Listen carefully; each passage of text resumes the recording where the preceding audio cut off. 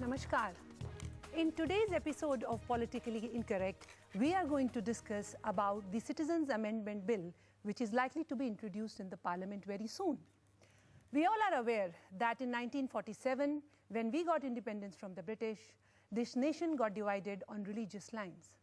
Suddenly, overnight, many people who have been for generations living on that soil became minorities because these nations, Pakistan and Bangladesh, they became theocratic states.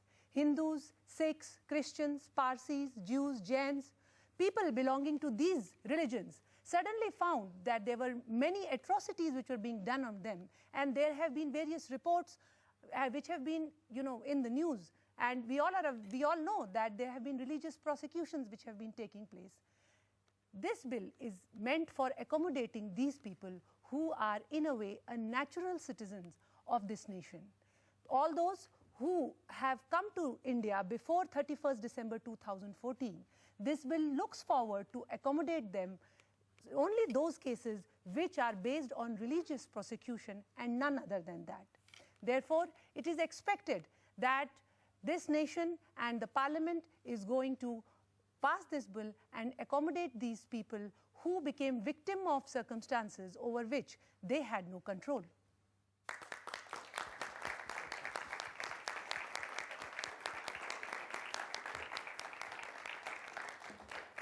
In today's episode of Politically Incorrect, we are actually discussing a legislation, proposed legislation, which indeed is politically incorrect and constitutionally incorrect. The Citizens Amendment Bill, as I see it, is ultra-virus of the Constitution of India. My learned friend said that in 1947 India was divided on religious lines. I disagree. Pakistanis broke away from India on religious lines. Our forefathers, our givers of the Constitution, declared India a non-denominational secular state, which meant that every citizen of this country, regardless of which faith he comes from, shall have equal rights. And the Constitution of India ensures that there is equal right before the law. So in that sense, it's a politically incorrect move which should be defeated in Parliament.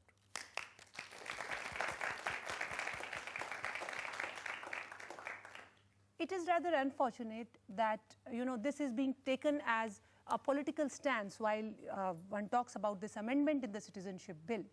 In fact, in 2003, Dr. Manmohan Singh, who has been the former Prime Minister and at that time was the leader of opposition in Rajya Sabha, had proposed to Atalji's government that in Rajya Sabha in 2003, he proposed that in Bangladesh there have been minorities are being religiously prosecuted, and why is it not that the country looks forward and makes sure that these people, they get citizenship of this country. And at that time, the Deputy Chief Minister, the Deputy Prime Minister, Mr. Advani, had given his consent and agreed in principle that yes, this is a correct move. Also, while it is being talked about the Constitution of India and time and again, as Article 14, where we talk about equality for all, is being talked that is which is being harmed by bringing this bill. The fact remains that after all, this Constitution is for the people or the nation of this country. The kind of infiltration which is taking place from across the border is something which is a very, very serious, both in terms of changing the cultural demography of this country and as well as, in a way, it is a burden on our natural resources. So while this bill is being talked about these people, it is totally on humanitarian ground. Where are people of the religious identities who are Christians, the kind of brutality which is taking place over Christians in Pakistan, so much so that even a Christian leader and a minorities minister in the government, Shahbaz Bhatti in 2011, who was a Christian religious leader, a part of the government, was murdered. She was killed by the Talibanis. So it is not just about the way it is being shown that it is something which is denting our secular fabric. It is not so. You cannot deny the fact that it was the religious leaders of Muslim community who stood up and said that we cannot live with the people of other faith, and they asked for a separate land. One land got divided into three just based on this concept. So why is it that the question of secularity is being brought in this case? Question of secularity? I have not raised this question. It is enshrined in the preamble of the Constitution of India. And in the Keshavanand Bharati case, my learned friend should know, the Supreme Court ruled that any attempt, even wider normal legislation, to disturb the basic structure of the Indian Constitution shall not be acceptable, regardless of what propaganda has been unleashed in the name of the persecuted minorities from our three neighbors. This bill will have tremendous problems passing the test of law and the Constitution in the Supreme Court. Now, may I ask, is this the way you fight terrorism and ensure the country's security? By alienating about 18% of the Indian population, I'm not going to name the faith or the religion, that you say that one faith shall be kept out, as if that faith doesn't exist in India. That faith is the second largest majority in India. And by this action, you are alienating that second largest majority in India. This bill is in fact aimed at dividing us on religious lines. This bill pushes us to where our Western neighbor belongs, and we never want to be there. I'll have to interrupt you. Well, you've heard both our guest anchors. They've put forth their opening arguments. While Vinodji feels that this bill will alienate a large chunk of the population, Geeta feels that the whole angle of secularism being under attack is being brought up unfairly. Now, let's take our questions that are being asked by the audience over here. Let's take the first question, please. Yes. Sir, there are 57 countries in the whole world which are Muslim dominated, and it's here in India and Nepal which are Hindu dominated. So why people are coming to India and Nepal and not going to another places? Because the way we have lived all these years, we are a country that invites, that attracts people from different faiths. Have you ever been to the Golden Temple? Why are there 4 gates to the temple, or to every Sikh temple, for instance? And have you ever read the great religious book of the Sikhs? I don't want to take names here. It contains wisdom as derived by Baba Nanak, whose 550th we are celebrating just now, from every faith. And the four doors indicate from whichever direction you are coming, from whichever faith you are arriving, you are welcome here to take shelter, have food, break bread with us. That is what any faith will teach you. We are going, any conscious Hindu, I'm sorry to say majority member, will resist any attempt to turn my faith into a cantonment.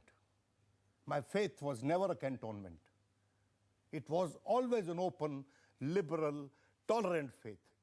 It is sought to be changed radically, and that must be resisted. If not, my generation is almost over.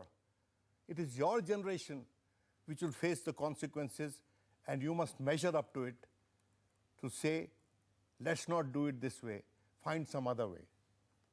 I want to just add something to what Vinodji said. Truly, we as a nation, it is not that we became secular in 1976 when this word got introduced into the Constitution. We have been secular because our civilization, our culture is secular by nature, and that is the reason that the first mosque in India, the Chiraman Mosque, which came in Kerala, it was built at the same time when Prophet Muhammad was, in the 7th century. However, while totally there is a feeling of what we call as sarv dharm somehow, it is very important to also to understand that why is it the numbers Vinodji quoted, with due respect to him, why is it that the population of Hindus in Pakistan, which was more than 20% 70 years ago, is less than 2% today? Why is it in Bangladesh, which was over 20% in the 50s, why is it that it has become less than 7% today? Okay, Geeta, I'll have to stop you. You can continue your answer once we have a question also for you. Can we please? Yes. I wanted to ask that basically the Indian culture is, whether we admit it or not, has lot of threads of the Muslim culture. We are ready to accept the Muslim culture as a, as you quote, soft culture, but we are not ready to accept the people of, following that religion into our nation. So don't you think that CAB, the Citizenship Amendment Bill, is a very, as you quote, Islamophobic bill? Well, you see, once again, while we are talking about that people of a certain faith where they have not been included, and the fact remains that the 3 countries from where this bill, the amendment which is going to say that the minorities, the named 6 minorities, if they want, they can come to India and take citizenship, provided they have been present here before 31st December 2014. I mean, it is not that it is open forever, that anyone can come over here. The fact remains that all these 3 are Islamic countries. The people only those who belong to that faith are the natural citizens of that country. While for the others, the kind of, the way they are being prosecuted, that we are seeing every time and again, these things, we come to know about them. So while for them there is, as some, one of the audience simply said that there are more than 50 nations, where people can of Islam, those who practice Islam can go and settle down. Unfortunately, if you see that if you look in Saudi Arabia and all these countries, when the migrants, Muslim migrants from Syria and other, if they want to go, they do not allow them to come. They are moving towards European nations who are welcoming them, right? So this, one needs to understand that while those who are the natural citizens of this country, do they really require that? Why do they need to leave that country and come here? Okay. We're going to take Can a I very say short something on break. Vinodji, I'm going to give you time to counter this as well, but we're going to take a very short break, come back, take a couple of more questions, and also let the 2 guest anchors counter each other if they want to. Time for a short break now.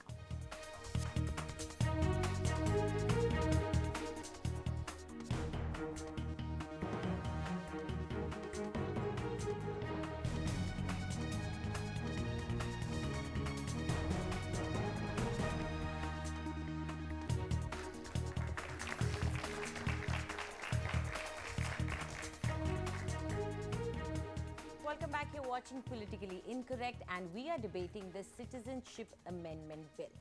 And it's time for our audience to ask the questions. Can we have the next question for Vinodji, please? मेरा question आपसे ये है कि आपकी ideology के जो people हैं वो होल ईयर इस बात को कहते रहते हैं और हो हल्ला मचाते हैं कि Muslims are not feeling secure in our country, then आप लोग क्यों मुस्लिम रिफ्यूजीज को यहाँ पर स्टे करवाना चाहते हैं? क्या ये आपका डबल स्टैंडर्ड की पॉलिसी नहीं है? आप जैसे लोगों की आइडियोलॉजी वाले लोग, ये सवाल है आपका. You are othering me like the Muslims are being othered in this country, just because as a Hindu I stand up for them. It's tragic. It's tragic. The best security or safeguard for the minority anywhere in the country, anywhere in the world, is actually the goodwill and the love and affection of the majority community. Those people who are coming from across the border, or from Afghanistan, or from Bangladesh and Pakistan, those people have lacked that safeguard. And that is why they are coming here. You want to become them? You want us to become them? What is your idea about that? What do you want to bequeath to your succeeding generation? A perennial ulcer that they will keep on licking for the rest of their lives? Do you understand what is the number of the people you are othering in this country? What is their quantum? What is their participation in the population here? They are about 18 to 20 crores. Have some wisdom, sir. Don't mislead people through emotive slogans and such questions. Please, with respect I say that if you disagree with someone, don't other him. I am as much a citizen of this country as you are. Sorry, I'll have to interrupt you here. Can we have the next question for Geeta, please? Ma'am, there is a lot of, there is a Rohingya Muslim minority which are facing lots of trouble in many countries. They are fleeing. Why don't we take them as a minority as well? Well, you see, as Vinodji has also put forward this, the fact remains that this is something which is India has always, it has been, we have culturally always been very, accepted people who have come from outside and settled, in this land. But one needs to understand that while it is again and again being raised the question that there is a feeling of insecurity for the minorities, are we here talking about those minorities who are the bona fide citizens of this country? No. They are very much a part of this country. Is it that this amendment is going to be of any kind of a threat to those who are already, they may be of any faith, they may be practicing, any kind of religion. They are very much part of India as citizens because they are naturalized citizens of India. We are talking of people who are coming from our neighboring countries by introducing this amendment. From people from Afghanistan, because during in the last 100 years or so, more than that, there were many people from communities from India who went there. In Afghanistan, there are many Sikhs who are there who got settled, but there is a huge issue. There is a problem which they are facing, and we all are aware of it. So it is basically providing them this safeguard that they can come and live in this country, and it is not that this is something which is being done forever. Vinod ji, मेरा नाम अरशद सैफी है. मैं आपसे एक सवाल करना चाहता हूँ. इज़राइल ऐसी कंट्री है जो यहूदी जो कहते हैं कि मैं यहूदी कहीं भी रह रहे हो अदर कंट्री में, वो हमारे नागरिक हैं. तो भारत ऐसे क्यों नहीं कह सकता कि पाकिस्तान में हिंदू रह रहे हो, बांग्लादेश में हिंदू रहो, वो भी हमारे नागरिक हैं? देखिए, बात यह है कि आपने जो सवाल उठाया है उसका जवाब तो नेता लोगों के पास है. मैं आपको पते की ही बात बता सकता हूं, जो मेरी नजर में पते की बात है. We have been discussing persecuted minorities. Ms. Bhatt has been emphasizing persecuted minorities. Are Ahmadiyas and Shias not persecuted minorities in Pakistan? And why aren't they being welcomed? Ahmadiyas have their seat in India. And they have been persecuted the worst in Pakistan, worse than even the Hindus or the Christians or the Sikhs. Where is that India, which was a humanitarian India, gone? Where is it gone? And you want to kill it more? I wonder what kind of a mindset drives such legislations and such thought. Persecuted minorities you are helping. Indeed, help them. They are persecuted. I have lived in Pakistan for 3 years as a person belonging to the same faith, and I know what is their status. They are second-class citizens of that country. Ma'am, my question is, if it's said that Muslims of our country who are treated as minorities should be sent to places like Pakistan and Bangladesh, where Islam is their main official religion, why should not we send Hindus to places like Nepal, those who want to come here, who are minorities of those nations as well? Well, you see, first of all, one nation cannot decide or impose any will or thought over any other nation, whether it is Nepal or any other nation. So much so, while it is being talked about, in 1947, at that time, it was very much decided by those who wanted to stay in this country irrespective of their religious lines. They were welcome to stay back. Those who went from there, they were those who believed that they wanted to stay in a land where people of their own religious community were there. That is why they went from here, isn't it? So it is not so whether it was Ahmadiyas or Shias, whosoever went from here to there, it was open. There were many Muslims who were earlier rooted in, which is today Pakistan, but they came to India because they did not believe in that thought. So they were already very much part of being citizen of this country. It is not so that they were not offered.